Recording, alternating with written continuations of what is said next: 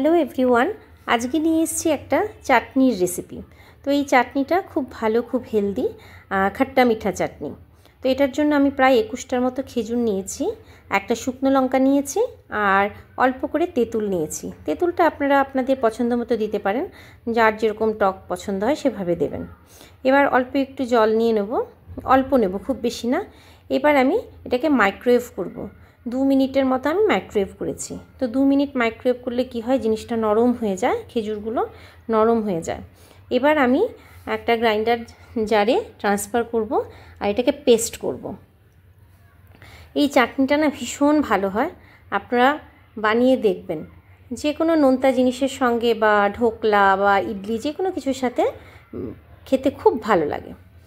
তো এবার আমি এর মধ্যে পরিমাণ মতো নুন দেব আর সঙ্গে দেব কাশ্মীরি লঙ্কার গুঁড়ো। এবার আপনারা যদি একটু ঝালটা বেশি খান তাহলে একটু বেশি করে লঙ্কা দিতে পারেন, সেটা আপনাদের উপর ডিপেন্ড করছে।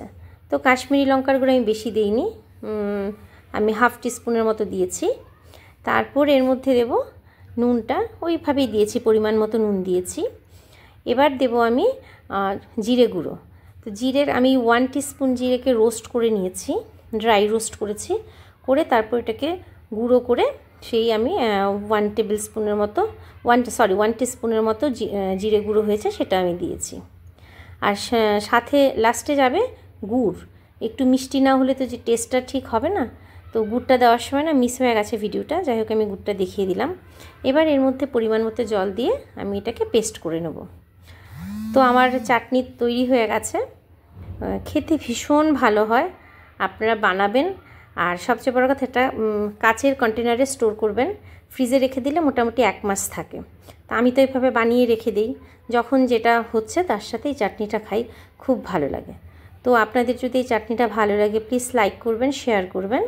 আবার দেখা হচ্ছে নেক্সট ভিডিওতে।